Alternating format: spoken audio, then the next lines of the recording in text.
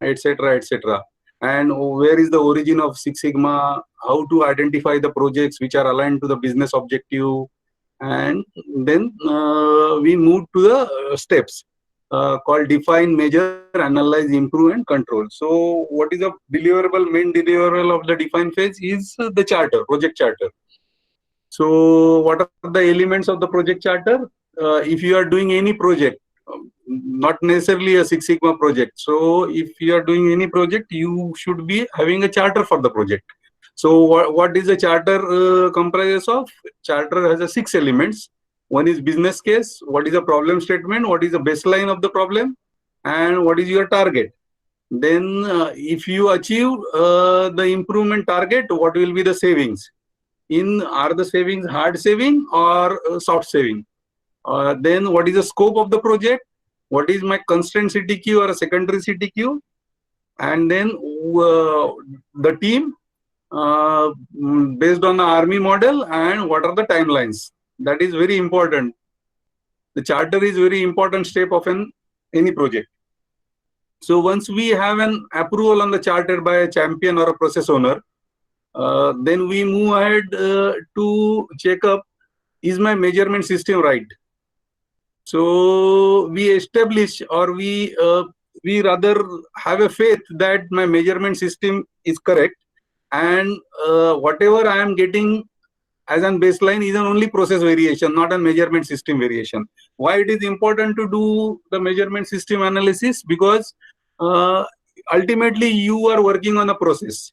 But if there is a measurement system variation in the process, it may happen that you have improved the process, but it is not reflecting in the numbers because there is a measurement system variation.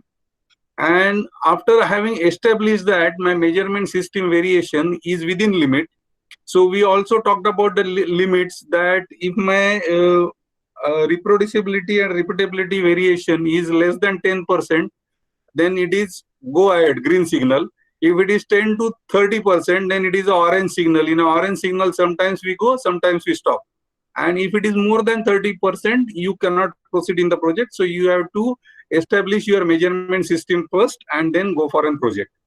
Then the next part of a measurement system is talking about the capability of the process. So what is the capability of the process? The entire effort is to improve the capability of the process. So what is the capability of the process? That we will try to, we always talk about the capability. This professor is capable, this professor is not capable, this minister is capable, etc., etc. So that is a subjective what we talk about. So when we talk about the capability, it is always what we expect from him, and again that what he delivers.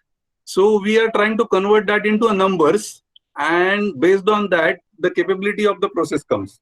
And from that capability, we indirectly try to improve the capability of the process. Means the ultimate objective of Six Sigma is to improve the capability of the process on 0 to 6 scale. Or 0 to 6 scale means the capability of the process, the indices which is reflecting our capability of the process is called CPK. So CPK is always 0 to 2, maximum 2. If you multiply CPK by 3, then it is a Six Sigma or a sigma value of the process. So it is generally on 0 to 6 scale. Okay, so let us look at an example of the Dabbawalas. So you must have heard there is a Dabbawala service industry which is very common in Mumbai called Dabbawalas. So what does the Dabbawalas do? So the Dabbawalas do, they are serving 2 lakh office going employees in Mumbai. So what do they do actually? So it is a unique service industry in Mumbai, collecting freshly cooked food in lunch boxes from the residents of the office employees, mostly in the suburban areas of the Mumbai, delivered to their respective workplaces. So somebody starts for an office at 8 o'clock from his home. He reaches the office, starts his work at 10 o'clock, and the Dabbawala collects the tiffin at 10 o'clock from his residence and delivers him at 12:30 at his workplace, and returning the empty box back to the correct customer's residence. Okay, by using various modes of transport. This is what is the Dabbawalas they do. Now, how many such dabbas they deliver in a day? they deliver 2 lakh dabbas in a day. Okay, so what is important here to calculate the capability is what is the defect definition. So what is a defect definition means what does the customer exactly wants? What is the customer need is? So what is the customer need in this case is the right person delivered on time each time. If not done, so if somebody is delivering a dabba at 1:30, it will be called as a defect.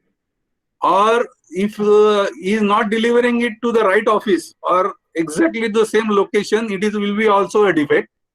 And if it is not coming back to the same residence, it will be also a defect. So this is what is a defect definition is very important to find out a capability.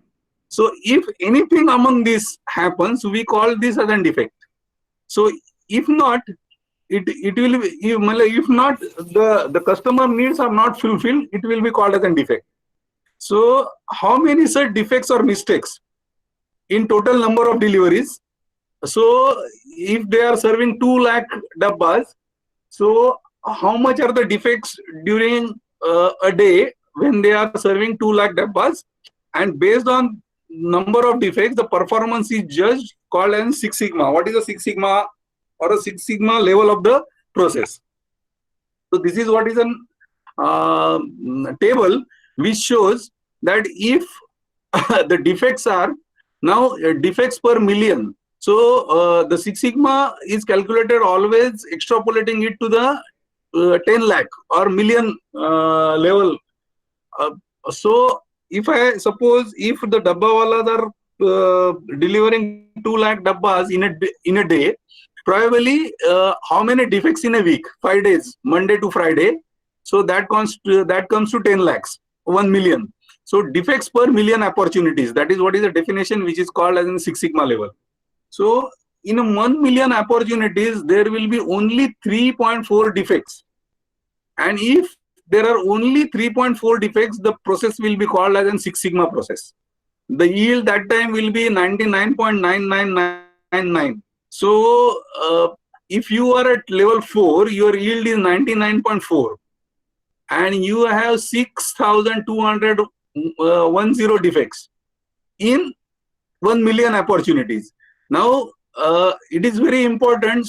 So we are looking for a perfect process which will not produce a defect. So it is the yield is 99.9999. In a 4-digit also it is 99. So this is very important that when we talk about the Six Sigma process, it is a perfect process, defectless process. So generally, if we look at this, generally in organizations, it is very difficult to achieve a Six Sigma process. Very difficult to achieve a Six Sigma process. So generally, the capability of the process is between 2 to 4. Even if it is between 2 to 4, it is considered as a good process. So 2 or rather 3 to 4. So if you look at this table, if you have a sigma level of 4, that means your yield is 99.4. It is good enough. So ultimate objective is to improve the process capability in terms of the sigma level. So whenever we take up a project, we write down a charter. Sometimes it may happen that your boss or in a actual practical scenario, you will be given a strict target. But when you are completing the project, it is very important to understand that how much sigma level of the process you have changed. So even if you have changed the sigma level by 1, you are making a tremendous effect on the process, because if you change the sigma level by 1, you see how many defects you have reduced. So take an example. If you have your process sigma level was 3 and now you have improved it to 4. So just look at the number of defects. When you are calling sigma level 3, there are 66,000 defects in the process. And when you say 4, so only 6,000 defects. So you have almost reduced your defects by 1/10. Okay. So the important is to understand that how many defects you have reduced and how many times you have improved the sigma level of the process. That is most important. Now, if you look at the example of a dabbawalas,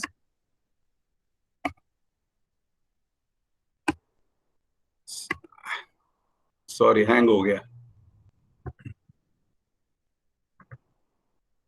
So is it visible now? Yes, sir, it's visible now. Okay.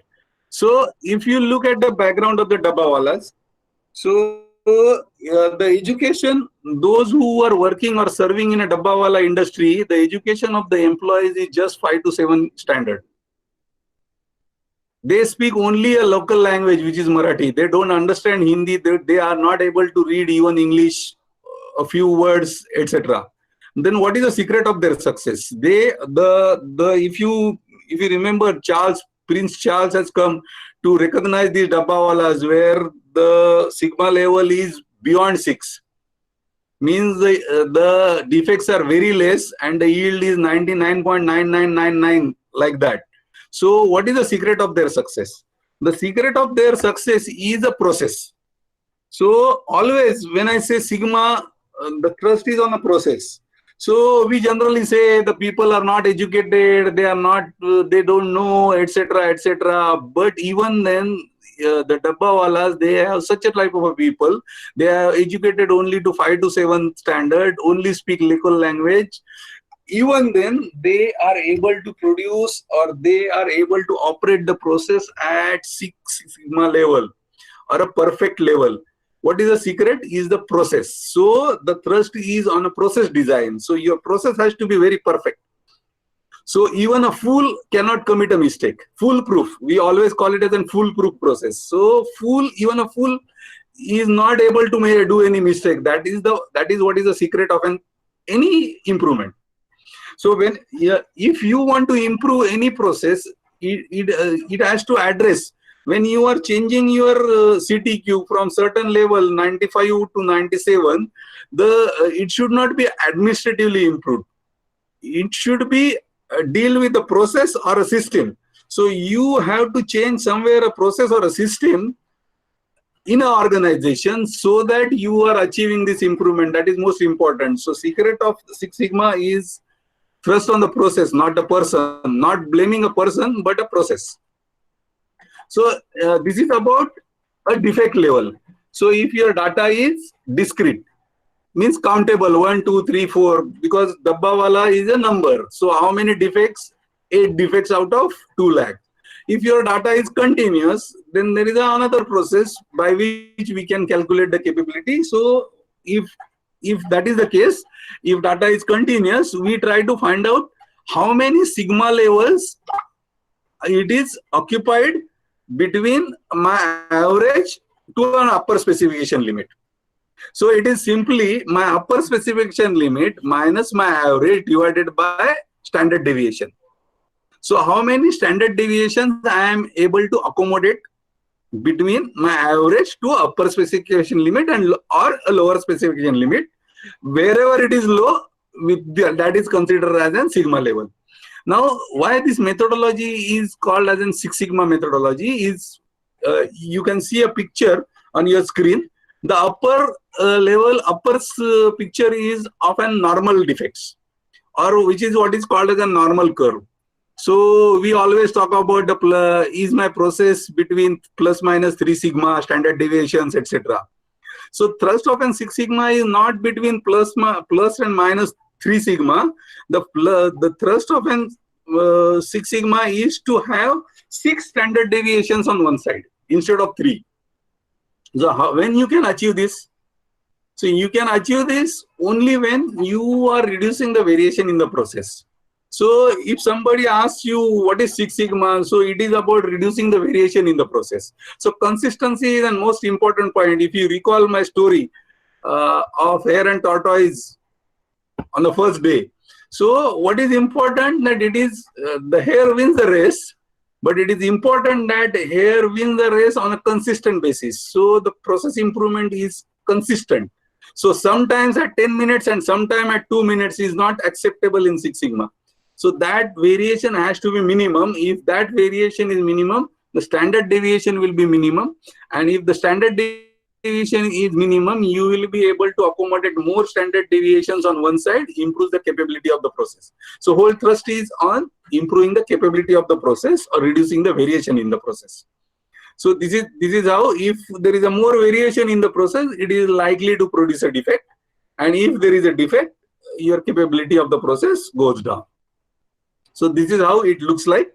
If you are at 2 sigma, the variation is high. As you improve your sigma level, the variation goes down, and the normal graph looks like a tall figure.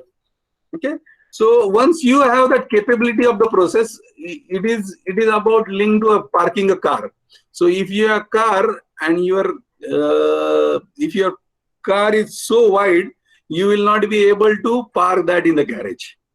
Now, if you have manageable car, then you may have an attempt to park there. But if you have a very small car, or rather you have a wider garage or very less variation, then you can park your car with a reliability without damage. That is what is an objective of Six Sigma. So here we complete our major phase.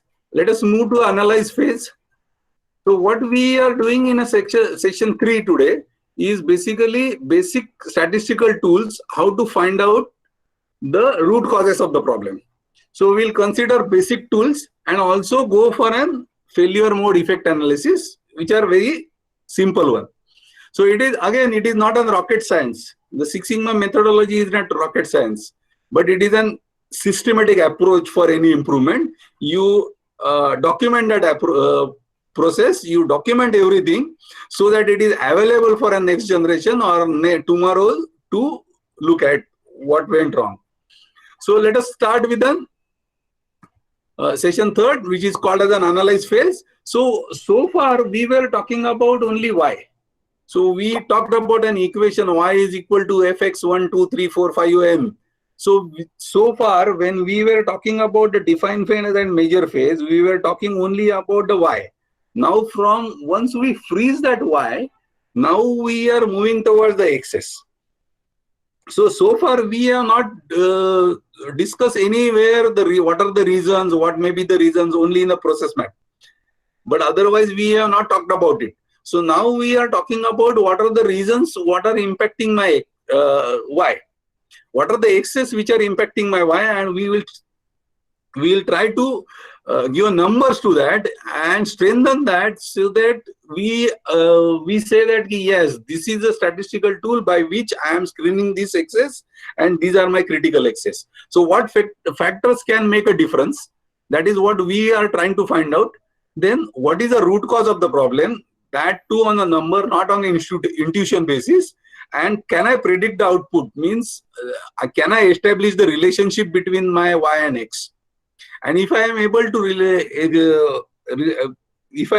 to find out that relationship between my y and x, it will be easy for me what impact I am going to make on a y. It is easy to understand that will my y change and sustain. So that is what is an objective of an analyze phase. So let us move to the variation sources, and we'll also go through these are the basic tools which generally are used. So basic 7 quality tools, then there are new 7 quality tools. There is YY analysis, then correlation regression analysis, binary logistic regression. If your Y is discrete, then binary logistic regression, then contingency table, ANOVA. There is analysis of variance, then failure mode effect analysis, value stream mapping, 7 types of waste, and lean tools, and optimization also with the using of design of experiments. So we'll cover few of them. It is not full is part of a black belt course.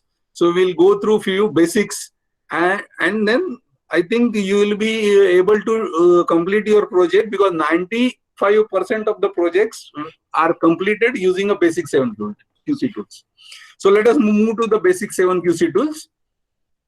So when we talk about the basic 7 QC tools, they support different situations with the specific tools. Means each tool has got a unique way to support the different situations. So which are the basic quality tools? So it is process mapping or charting, check sheet. So process mapping or charting and check sheet is basically to identify.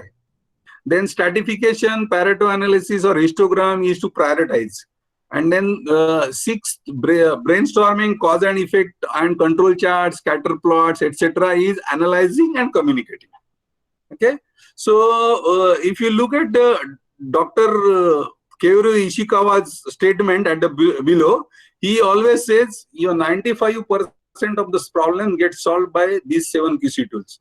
And if you have to go for some advanced tools, unless you use one of these tools, you cannot go for an advanced level tools. So that is, in a nutshell, the 7 basic tools are very important. So we'll go one by one. So process mapping, we have actually already seen the process mapping when we have seen a define phase. So we talked about an example of a tea preparation process, where we talk about what are the inputs which are coming to the process and what about the process. So it is exactly the same. I will not repeat this.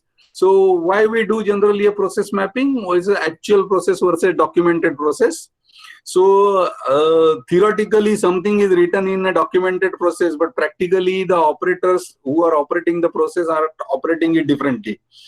So it makes the difference in a process and may be the cause for an effect of Y or some efficiency or effectiveness loss in the process. So what are the, if you are talking about the transactional processes, is my job value added versus non-value added job? So then, and the process inputs versus what are my outputs?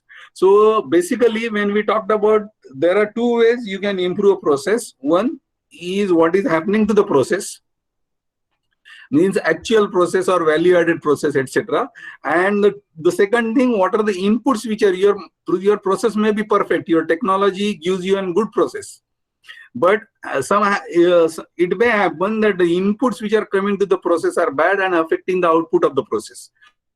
So it is also important to address what are the inputs which are bad and what about the process. So we talked about the macro map, process flow diagram, and detailed input outputs worksheet when we actually did this in define phase. So it is SIPOC, then process flow diagram. So it is a helicopter view, then we talked about the rooftop view and actual process step. So I will skip that because it is a repetition what we have done in a define phase. But it is one of the tool. So I am mentioning here. The second tool is a check sheet or a data collection plan. It is also very common. Check sheet banao. What is a check sheet? So, but the purpose here is a data collection check sheet. So how the data collection check sheet is used? Generally, you say when you are going out somewhere, so you have a check sheet that electricity switch off kiya kya, gas ban kiya kya, etc., etc. That is what is a checklist we generally follow when we go out for a long duration.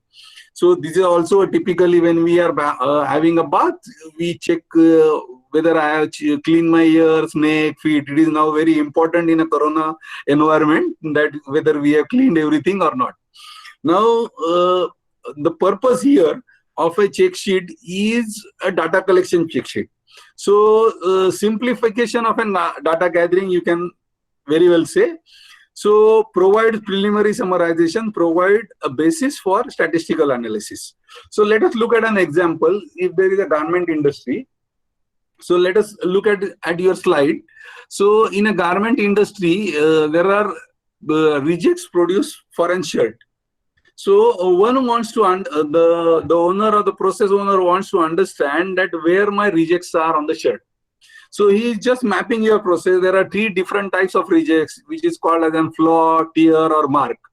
So he is just marking, he has just analyzed 10, 11 rejects and try to map on the graph where my reject is. So that if you look at this, you have a mark which is only on the sleeves. So now he is focused to address the problem that he will look at the process, go for a walkthrough process wherein he has a clear-cut understanding that my rejection of mark is only on the sleeves. So that is how he will look at the process. That is what is important. This is what is called a data collection check sheet. This is another example of an door paint of a car. So there are defects which are called as a bubble, run, or scuff. So the automotive owner or process owner wants to understand where exactly the bubble is happening. So what is the advantage in this? If he collects the data in a similar manner, he is very sure that when I am going through a process or when I am analyzing any problem, where I have to look at. So he will look at a bubble at particular place. There are only 3 places where the bubbling is happening repeatedly. So like that, so also run is at only at the lower level. So that way he can go and look at the process. These are the advantages. This is what is called as a data collection check sheet. So specific areas of application, number of defects and location defect, machine-wise breakdown, causes of defects, etc. So once he knows that my bubble defect is at this level, then he can go for a brainstorming to understand from a team why bubble is appearing there, or he can go for an detail walk through a process why bubble is appearing at particular level. So these are the complementary tools. So he had a data from a check sheet and then went for a process flow diagram to understand why my bubble is happening there, or for brainstorming to understand the reason from the team that why a bubble at particular level or particular spot. So next is stratification. These tools are not rocket science, but these are the common sense tool and structured method, and how they are going to be used in any improvement methodology, that is most important. So next tool is stratification. The method of grouping data by common points is called as a stratification. So we always generally do that. So what are the factors, who, department? It is in short slicing a data in a different forms. Now if you go through the analytics today, so the today's analytics is based on a slicing a data. So there are huge data available, and in an Excel sheet, what a data analyst tried to do, he tries to slice the data with the various factors like who, department, individual, customer type, factors what, type of a complaint, defect category, reason for incoming calls, then factors when, month, quarter, day of a week, time or a time of a day, where, region, city, etc. So it is slicing the data. Your imagination has no limit. You can, whatever way you can think, you can slice the data to arrive at that, yes, this is my problem, this is happening only department wise, this is happening only individual wise, etc., etc. This is a stratification. Let us look at an example of an pizza late deliveries. So this is an overall graph of an late deliveries of pizza in a month. Now, if I want to slice the data, what somebody will do or what I will do, I will slice the data based on the time. So I have for a total day, I have sliced that into three time segments.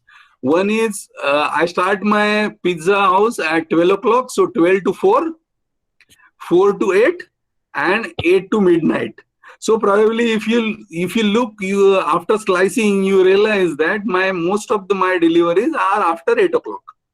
So if you understand by using a stratification tool that my late deliveries are after 8 o'clock, you may go and walk through a process at 8 o'clock and may identify the reasons.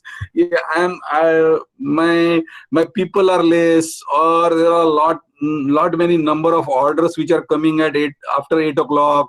Yeah, I shut down my ovens and only 2 ovens are running in place of 3 ovens in a daytime, etc., etc. So you can emphasize, or you can go to the solution using a stratification, understand that the problem area and work there using a brainstorming or a walkthrough process. So this is stratification. The next tool is Pareto diagram. The Pareto diagram is based on a principle of famous economist, Italian economist Wilfred Pareto, the basic principle of Pareto is 80% of the wealth is with 20% of the people, which still holds true. He died in 1923. Before that, he had this principle. And based on this economic principle, Joseph Juran had an management principle, and he says that 80 problems of the problems are due to 20% of the causes. So straight away, economic principle is translated to management principle, and you must have heard it also by name of 80-20 rule, etc. So 80-20 is nothing but a Pareto analysis. So how does the Pareto works? So if you look at the graph Pareto analysis, the graph looks like this. So it has two scales, two Y scales. On the left side, it is number of defects, and on the right side, it is a cumulative percentage. And at the bottom on the X scale, it is number of different categories or defect categories. So the whole exercise of using a Pareto analysis is to identify vital few out of trivial many. So please, this is a punchline, this vital few out of trivial many. So I have many reasons. Out of that trivial many, I try to find out vital few based on the 80-20 rule or Pareto principle. So let us look at how the Pareto diagram is prepared. So let us take an example of an tape unit assembly defect. Okay, so there are different types of defects which are produced on a tape unit. So what are the types of defects? There are defect types A, B, C, D, E, F, G, H. Okay, and actually it was analyzed, 150 pieces were analyzed for these type of defects. You can have also others where you have combined everything. After H, you can also have others.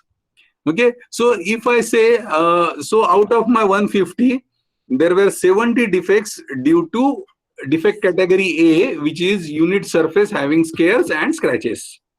There are 12 defects due to category B where defective sub-assemblies, etc., etc. So once I have that, I have also written a percentage, individual percentage out of a total one. That means 70 is 47% of 150. So 70, how much is 70 out of 150? It is 47%, etc. So it is individual percentage also written, and the total of an individual percentage has to be 100. Now, when you are going for a Pareto diagram, first step is to put them in a descending order. So just look at your screen. Earlier A, B, C, D was there. Now the sequence has changed. Now it has come as A, D, G, B, E. So based on the quantity or a percentage defect. So if you look at a graph below, so what are the categories which are mentioned? On the x-axis is A, D, G, B, E, C, F, H, and then you have on a left-hand side scale, you have a percentage there. Okay, so the bar graph is of an percentage with an left-hand side scale. And you have an also cumulative percentage scale. So if it is only A, how much is the percentage? 47%. If it is A plus D, how much it is? 62%. Like that, if it is more, 72%. If it is A, D, G, B, it is 80%. So generally the rule says these are my 4 prime reasons which are causing assembly defects. So I put I draw a line with a cumulative percentage based on my scale on the right hand side. So it looks like this. Now what is 80-20? If I draw a line from an 80 and drop it down, on my left side, which are the categories? These 4 categories are causing me 80% of the problems. So now my prioritization. So basically this is a prioritization tool.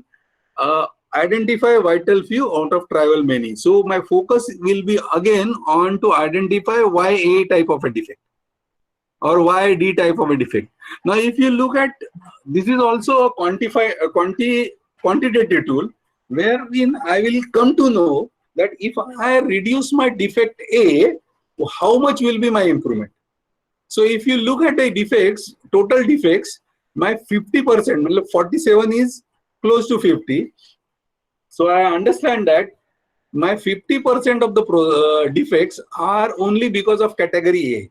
So if I focus on category A and eliminate category A defects, my improvement is going to be more than is going to be 47%.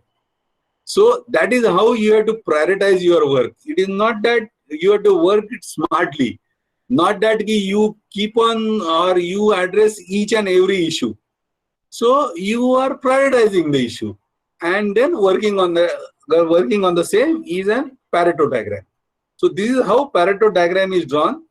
Basically, when you have a causes of defects, if you have categories of defects, generally it is done. The reasons for accident, reason for delays, then customer complaints at any help desk, where the Pareto analysis is done, and mostly 80%, first 80% you try to address, which are 3 or 4 reasons which are very prominent. So the purpose is to prioritize and identify vital few out of trivial many. The next tool is a brainstorming tool, or which is also called as a cause and effect. So brainstorming is basically about generating the idea. So generally in every project this tool is used. So even if I identify using a Pareto analysis that my particular A type of a defect is more, the next step is to assemble team or have a discussion with the team why A type of a defect. That is what is called as brainstorming. Or if you consider the earlier example of an stratification, where I had an bubbles or some time of a scratch or some time of a mark on my t-shirt. So why mark at particular spot? How will I analyze? How will I understand from a process people is to you do a brainstorming. Now this is not a quantitative tool. The earlier way are the quantitative tools where you are exactly measuring and arriving at a decision. But brainstorming and a cause and effect is a qualitative tool where you are trying to identify the potential causes, and then probably if you many times both the tools go hand in hand together. So sometimes you will use Pareto analysis and then brainstorming. Sometimes you will use brainstorming, collect the data, and then Pareto analysis. So they go hand to hand. So basic purpose of a brainstorming is to collect the potential causes, and also there is a soft reason of using a tool is to have a consensus of the team on a solution. Now, you are not much familiar with the industry environment, but completing the project is not that easy. So even if you know what is the solution, many of the times it becomes very difficult to implement that solution, because there is no consensus from the team or team is not supporting. So I generally always say, what is effectiveness? So effectiveness is generally a Q into A. So what is Q and what is A? So Q is an quality of a solution or a quality of a person or etc. etc. And A is an acceptability of the solution or acceptability by the people. So take a simple example, effectiveness. Effectiveness is equal to Q into A. Now Q on a 1 to 10 scale is you have a very dasu idea and solid idea. On the scale of 1 to 10 it is 8. Okay, but what is your acceptance? The acceptance is only 2. Then it lands up in 16. And somebody has a so-so idea which is 5, but that 5 idea has an acceptance of 5, will reach out to 25, which is more than 16. So it is very important to have an acceptance for your solution by process owner, your teammates, operating people, etc. etc. So brainstorming is one of the tools which creates a consensus of a solution. So when you do a brainstorming, generally what you try to do, you try to gather ideas with the people. अरे, sorry यार, hang हो गया.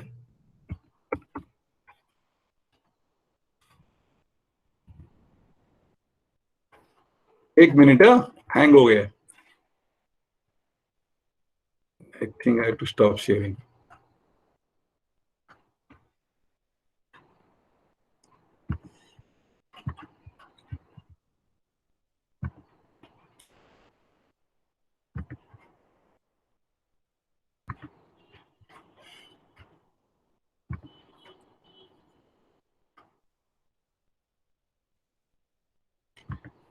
Is it visible now? Hello? Yes, sir. Now your screen is visible. Yeah. I'm in presentation mode.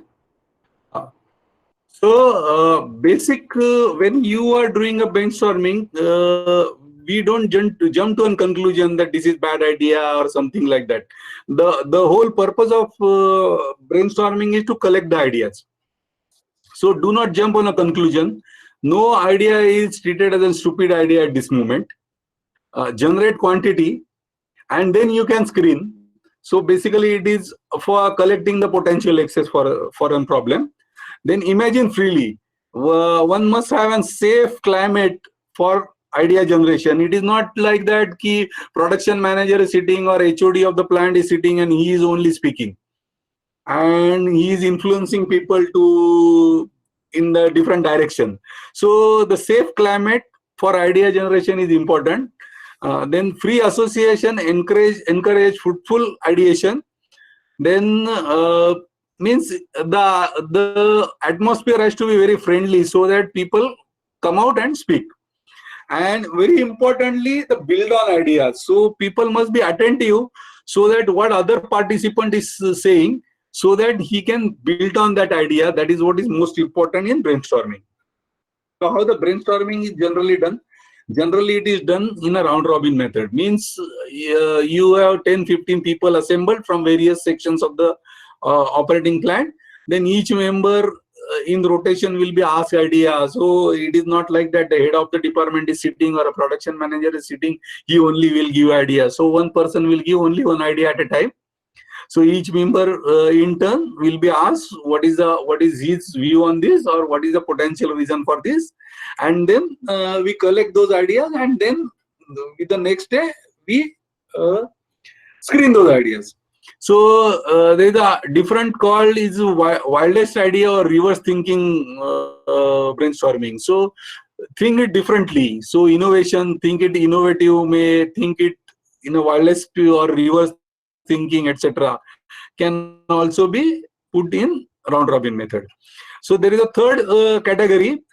But when you are doing this round robin, wildest idea or reverse thinking, your group is homogeneous.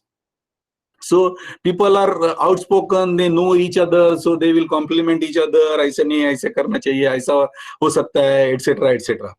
So if you talk about this 6-3-5 brainstorming, it is also effective if you have a smaller number of people and they are not homogeneous, means they are from different sections.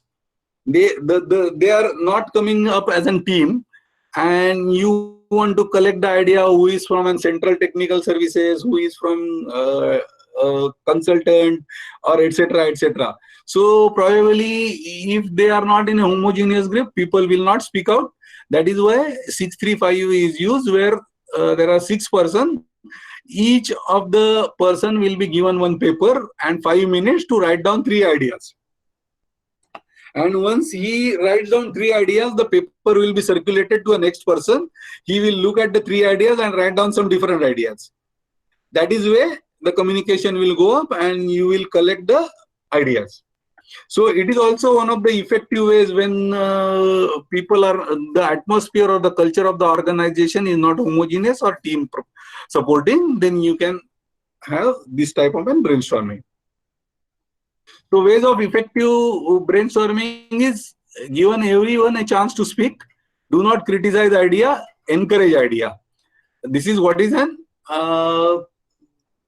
whole purpose of an brainstorming. And then free expression, any language, any person can give whichever language he is comfortable with. Okay. So ideas are improved upon by members. Presence of the other increases the creativity, and that is how we come together as a group. And when I talked about a consensus building, when you are doing a brainstorming for a project, all the people in the group had suppose 70-80 ideas, and you screen those ideas and arrive at the 10 good ideas. So the whole group has a feeling that I am with this idea and we have generated this idea. It is not an individual's idea. That is what is an most effective outcome of the brainstorming, that everybody feels that this is my idea also, and as a team you come out with a solution. And when a team comes out with a solution, a team finds out the solution, it is very easy to implement. Most of the projects fail in implementation in actual life, because you may find out solution, but to implement that solution there is always a resistance from an operating people. So you can build a consensus using a brainstorming at the early stage of the project, so that he feels, the operating person will also feel that yes, yeah, this is my idea also. That is what is a main advantage of using a brainstorming.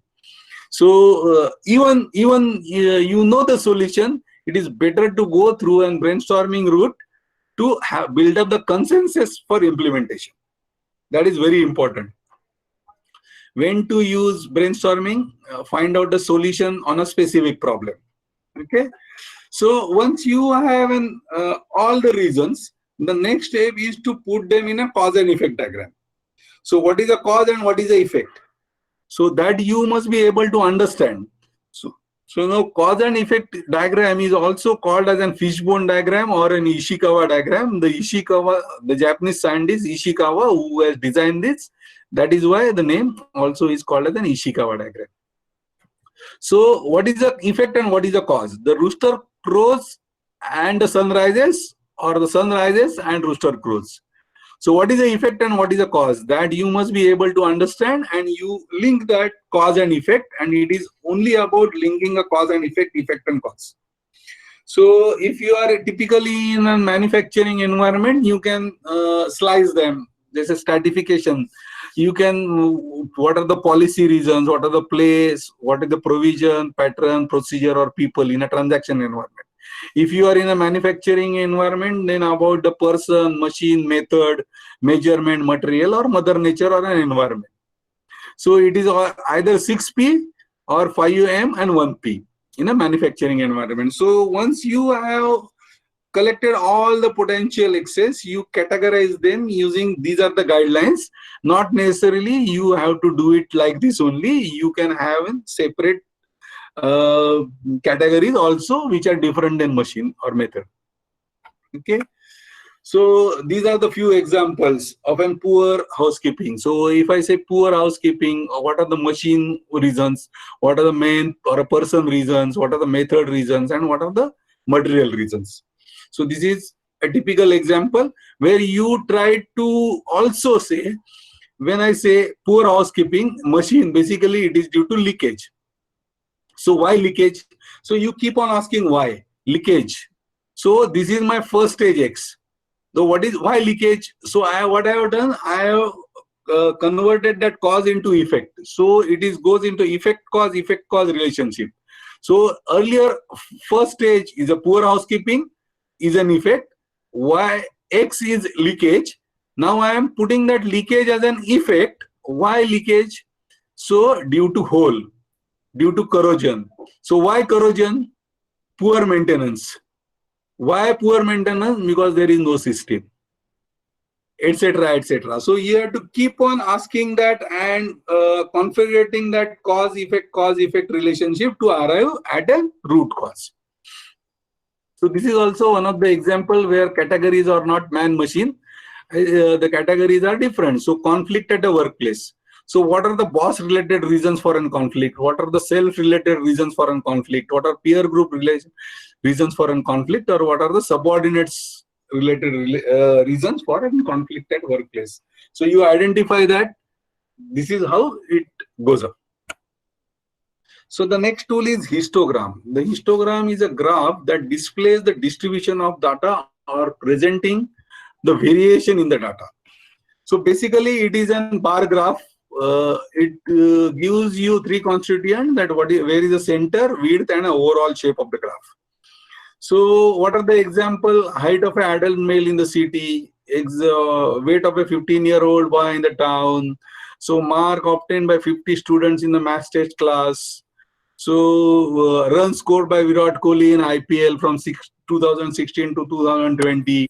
The thickness of the sheet received by a supplier, etc., can be represented in a histogram. So basically, histogram is a bell shape. It is a perfect systematic, where peak at the middle and it slides down on the. So it is a bell-shaped curve, which is called as a normal curve. So how do we construct the histogram? Basically, it is a tally mark. If you have a data of an mark score by the students, then you construct a. So let us look at how we construct the histogram. So find out the lowest value and highest value. So to arrive at how many number of intervals, then interval width and the boundary of the interval. So step one is what is the lowest value and what is the largest value and smallest value. So 92 minus 25. So my overall range is 67. Now I am converting that range into how many intervals should I have. So there is a specific formula which is used, how many intervals should I have. So method 2 and method 3 has a specific formula, while method 1 is generic, where it has shown if your number of observations are less than 50, you may have 5 to 7 intervals. So that is how. Why I need to have an intervals? Because if I don't have intervals, then it becomes a discrete data, and it will, suppose I have marks. So I have marks in a category less than 35, more than 35. So it is only discrete type of data, pass or fail. So I want to have an exact idea where the distribution is. That is why I should have more number of intervals. So how many intervals I should have? I say 67 by 7, 10.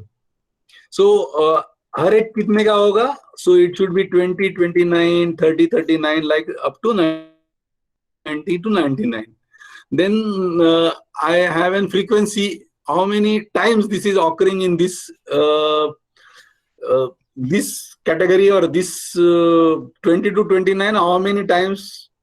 How many scores? Frequency 1. Like that, if I have a frequency like this, I plot them on a bar chart. This is how. And if I connect the data, it is what is called as a distribution of the data. Now here in this, my mean and median are different. That means my data is not normal. So it is very important to understand, if my data is not normal, what I should consider as my baseline, mean or median. So if my data is not normal, you have to consider median as an your baseline, because if your data is normal, your mean is going to be same as median.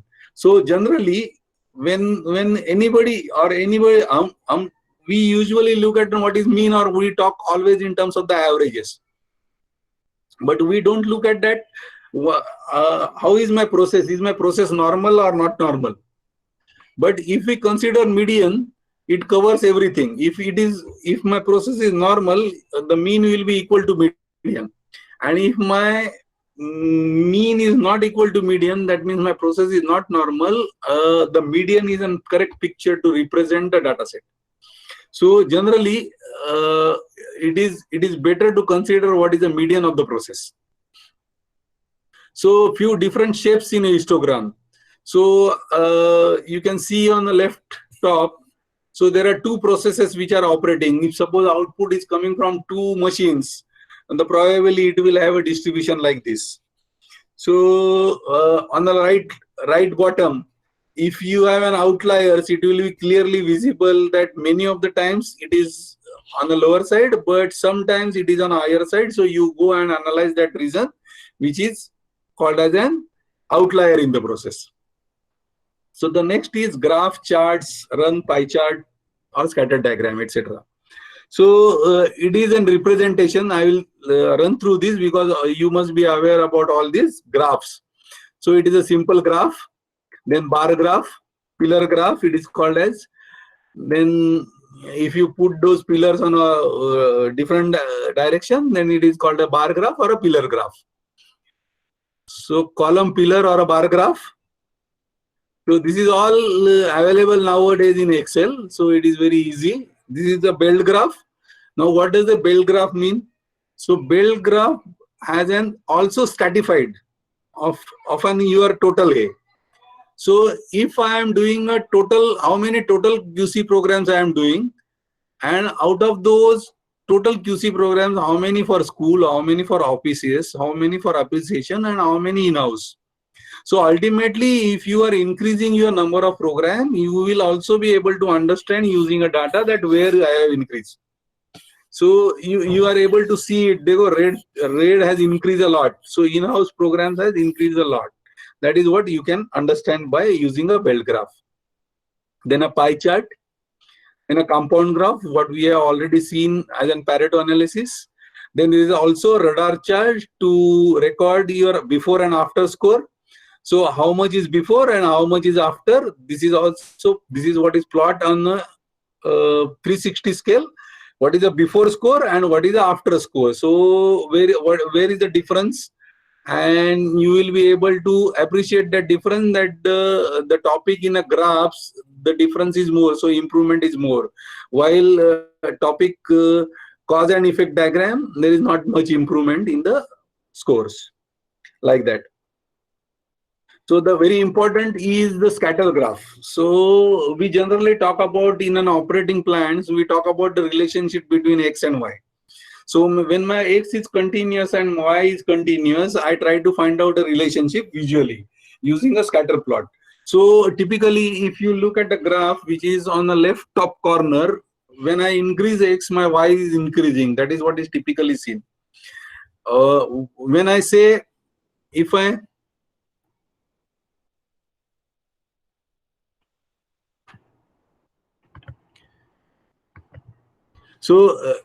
I'm talking about this. If I increase my X, my Y is increasing. So this is called as a positive relationship. If I increase my X, my Y is decreasing. This is what is called as a typical negative relationship. So this is probably a no relationship because anything is happening, or negative correlation may not that strong, like that.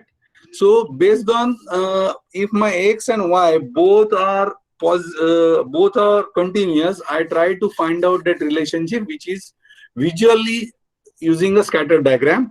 I take it forward to understand the strength of a relationship between the two, which is called as a correlation analysis.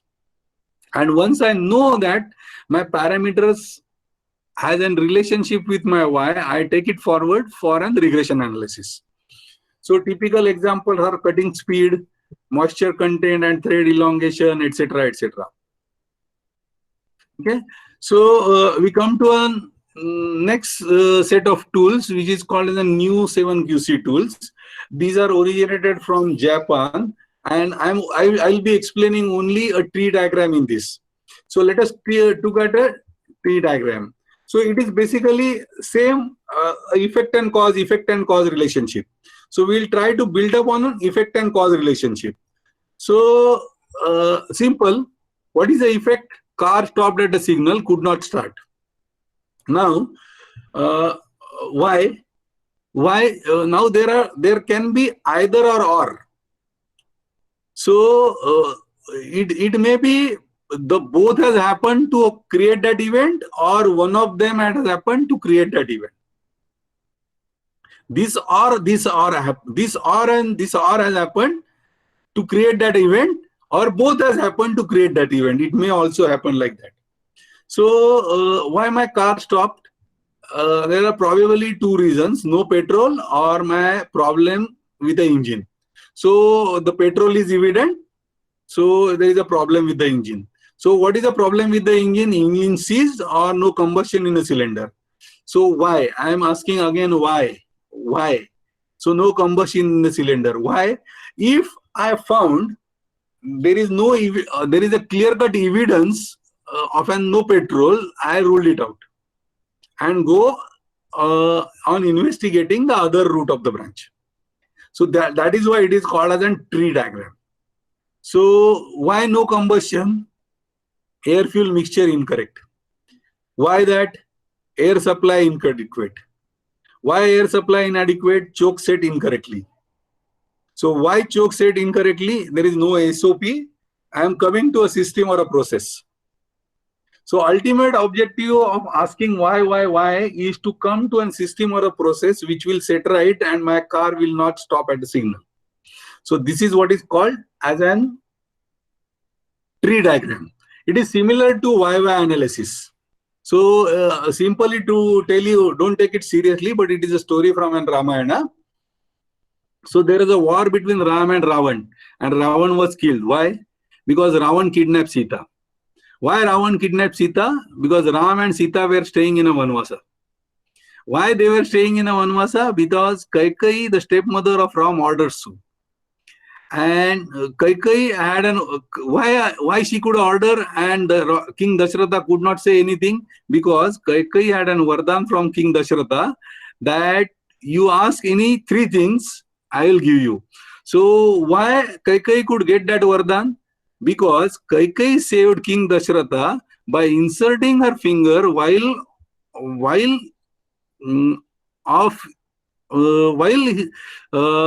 the wheel of a rath was collapsing during a war. So what Kaikeyi did, when wheel of a rath was collapsing, she inserted her finger to hold that wheel. And with that, Dashratha got impressed and asked her that you ask me what Vardhan you want, and she said, I will tell you when the time comes. And then she sends Ram for a Vanvasa. Now, why that wheel was collapsing? Basically, it is because of a reliability issue, poor maintenance practices. It is important to understand what is the process and system. So, whole of the story is based on why my system has collapsed or why my process has collapsed. So that, and you arrive at a system or a process, that is how the YY analysis has to be done. So to arrive at the maintenance practices, if the maintenance of the wheel could have been done, the whole Ramayana should not happen or could have been avoided. That is what is done. Don't take it seriously, but it is to understand how YY analysis is to be done. The basic thing is to address the process or a system. The next important tool is an correlation analysis. So when your y and x is continuous, we saw a graph earlier. Now we are trying to find out a correlation or trying to number the relationship. Means हम लोग बोलते हैं कि इसका और इसका अच्छा है, they are very good friends. So it is a subjective thinking. Now we are converting that subjective thinking into correlation coefficient or numbering that, because Six Sigma is about all making a decision based on the data and numbers. So if I look at this picture, I'm converting that into a numbers, which is called as a correlation coefficient. So mathematically, it represents the strength of the two factors, that is x and y, and it is always between -1 to +1. So if it is -1, it implies a strong negative relationship. Matlab, the graph is second graph. So if I increase my x, y decreases. That is what is a negative relationship. If it comes to 0, there is no relationship. And if it goes to +1, there is a strong positive relationship. Means if I increase my x, my y will also increase. So this is how correlation analysis is represented. Now in a traditional industry or an operating processes, there are several steps in the process. And from those several steps of the process, you can collect the parameters, which is, suppose this is a polyester process. And I want to analyze anything, what is happening as an outcome of the polyester process. I will find out how much was the slurry density, how much was the volt ratio, reactor level. These are all my x's. This is in sample format. And from that, I will understand what is the relationship with the brakes. So if my brakes are happening in a process, spinning process, I want to understand what parameters are making difference. So I am trying to represent a correlation coefficient. So if my correlation coefficient is minus, the negative relationship, and if it is plus, then I say it is a positive relationship. The significance is always the decision of a significance is always taken on based on the p-value. So if the p-value is less than 0.05, the parameter is significant. So I had 55 parameters, out of which you see a p-value is significant only for 5 or 6 parameters. So that is how I have narrowed down from 55 parameters to only a 6 parameters. That is what is the strength of an correlation coefficient. It clearly gives you the relationship between y and x's. So you can have as many x's as in process parameters. In one of the project, I started with an 180 parameters. So you practically can have all the parameters and then find out the relationship. But the most important factor here is the lag time in the process. Now, if I want to take a reactor level, I have to understand what is the lag time in the process. So when the break is occurring, if the break is occurring at 8 o'clock, what time I should be considering means what time the material was at reactor, 4 hours early, 3 hours early, etc. So for that you need to have a process knowledge. And from that process knowledge, you can select the time, and then you can use a statistical tool to identify what are my significant parameters are. Very powerful tool, which is the bread and butter for any technical guy. So I narrowed down from 55 to 6. I adjusted those 3 to make the difference in my process. That is how it is to be done. So the next tool is a box plot. So the box plot is basically like a box where you have a box, the upper box where it is say the Q3 75th percentile, the center line is a median, and the lower line is 25th percentile, and there are 2 whiskers which go off. The length of the whisker is 1.5 into Q3 minus Q1, means Q3 minus Q1. Now you will get, if you notice that the whisker length will be same for upper one and a lower one, but still the whisker shown here is short and shown here is long. So now examples, my Q3 or my center line is 50 and my whisker length comes to be up to 25. So my whisker length comes to 75. But if I don't have a data more than 60 in my data set, the whisker will get cut at 60. That is how it has been done. Now, this is to understand the variation in the process. Now, if you go on the lower side, I have a whisker here and there is a point beyond the whisker. So, point beyond the whisker will be stated as an outlier in the process. So, when you are improving any process, it is very important why process goes out and why process runs good. So it is very important to understand good and bad both. So this is a scenario where my process has performed bad and I need to understand why it has gone out, and I get the potential reasons using a box plot. Now the box plot is used to compare the performance of the various processes. Now in typical example, the cycle time is being studied for Ashok, Balkrishna, Madan, Gajanan, Sachin and Kripashankar. So if you look at the timings, one job is being performed by all these 6 operators. Now the timing for all these 6 operators were taken, and that has been used looking at analyze using a box plot. Now if you look at these operators, you can clearly identify that there is a problem with the Madan and Gajanan. There are a lot of variation in the process. Now it is important to understand why Madan has taken 14 minutes or 14 minutes to perform that job, or why Gajanan has taken 14 minutes to perform that particular job, and try to understand the reasons and improve that process so that your overall average will be coming down. Now, this is about the operators. You can similarly do it for machines. You can similarly do it for regions. You can similarly do it for comparison of two data sets. Generally, box plot is used to see at the end of the project whether my process has statistically improved or not. So it is a comparison of two data sets also. So if I have a baseline from September to November, which is representing this data, and my March to June, which is improved version, which is representing this data. So it clearly shows that these two data sets are different, and that is why I can able to see visually and say visually that my process has changed significantly for an UV glow. That is how it is box plot is used.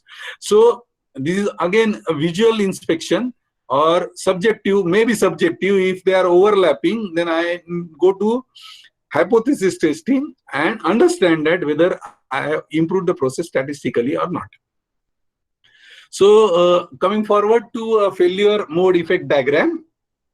So how the failure mode effect diagram is used. This is about the basic tools and few other quality tools. That is, we also talked about tree analysis, fault tree analysis, then YY analysis, and box plots, and correlation analysis also. So how the failure mode effect analysis, again a process. This is a FMEA process. So what can be the inputs for the FMEA and what can be the outcomes of the process here. So your detailed process map, what we have seen a process like tea preparation process. So all the potential excess can come as an input for an FMEA. Let us consider how fault tree can be used for inputs to the process. So just look at the potential reasons of the fault. So I am analyzing loss of Dow pressure. So Dow is an heating media which is used for the Dow vapors are used for heating a process. So for having certain temperature, I need to maintain a pressure for that vapors. So I am trying to find out what are the reasons for a loss of pressure. So what are the reasons for a loss of pressure? So I using a tree method. So this is one branch, second branch, third branch, and fourth branch. So power. Why power loss? Failure. Why failure? So it is MCC failure, total power loss, voltage fluctuation, and flood-like situation. These are power. Why combustion reasons? Burner. Then one is a burner branch and other is an improper soot blowing is a branch. So in a burner, I have improper flame. There are various reasons written from 5 to 15. And soot blowing, there are 4 reasons written. Fuel, quality, and pressure. So in a quality, again, there are 2 branches, moisture and contamination. In a pressure, again, there is a low pressure branch. Then air, there is a flow, low branch and a high branch. So in all, for loss of and Dow pressure, I have collected 58 reasons using a tree diagram. Now I have to take these all 58 reasons to process flow diagram. Oh, sorry, FMEA. So when I take all these reasons to an FMEA, what I do for all these 58 reasons, I try to find out severity, score of severity, occurrence, and detectability. So what is severity? Severity is an effect. So that will generally same for all my 58 reasons. So what is the effect? If I lose Dow pressure, what will be the ultimate failure effect on my customer? And if I am going to have a production loss, etc., etc., so that is what is the severity of the process. The next is an occurrence. How many times this has happened during the period? So likelihood of the event.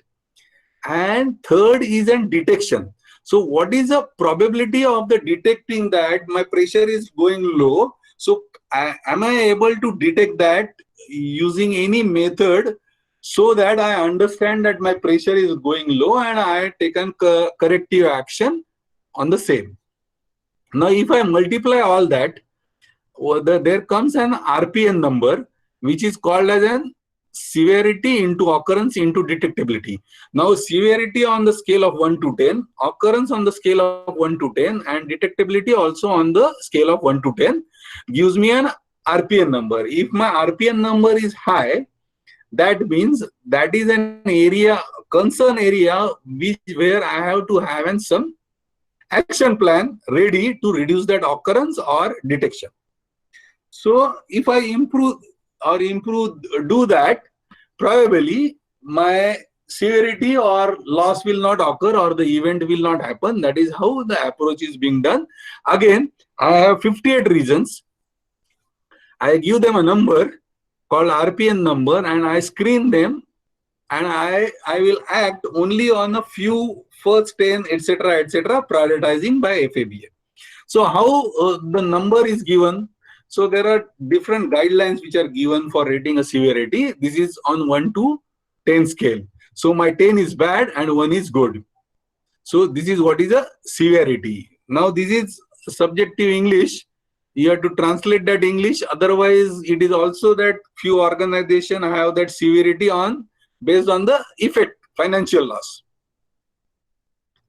So financial loss or any failure could be injury to a customer or injury to employee, etc., etc. So it is ulta written. It is low, good, 1 good, and 10 high. Okay. Similarly, your occurrence also can be more than once a day, once every 3-4 days, once per week, once per month, etc. So it is based on the probability of the event or likelihood of the event. And third is detection rating. So my 10 is bad and 1 is good. So if I am able to detect that very fast, now if you are traveling somewhere, in earlier days, the detectability was very poor. Probably 8, 9, you go there and stuck into a traffic. Now, with the Google, etc., your process has so improved that your detectability has come down to 3, because in advance you know how much time it is going to take, where is the traffic, can you take a different route if you know there is a traffic jam. So that is what is improving a detection. So I know in advance that something is going wrong and I take an preventive or mitigative action using my detection. So if suppose now which RPN number to address, it depends on the policy or thinking of an organization or guideline of organizations. Suppose you have 2 failure modes. One is A, where severity is 10, occurrence and detection is less, but RPN is 160. And one is failure mode is B, the severity is 4, but it is frequently occurring and the RPN is 200. So many organizations have a guideline like that.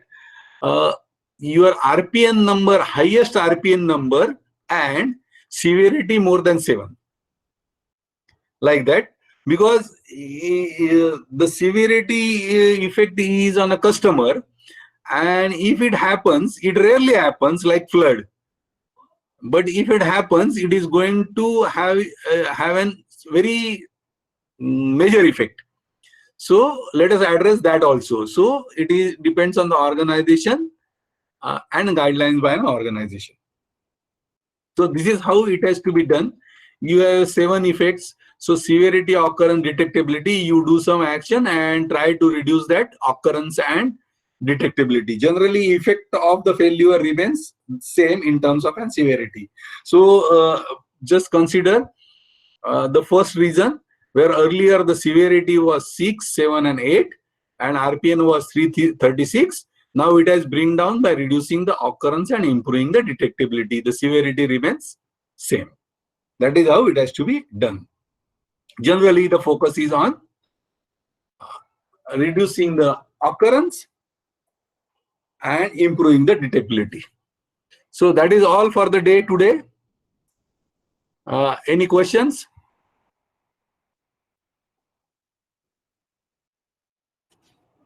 Hello? Yes, sir. Yes, sir. Yeah. Anybody have any doubts?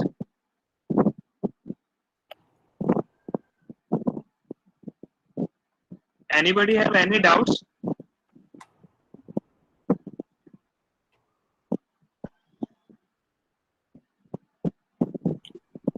Nikhil, I'll be sharing this presentation probably next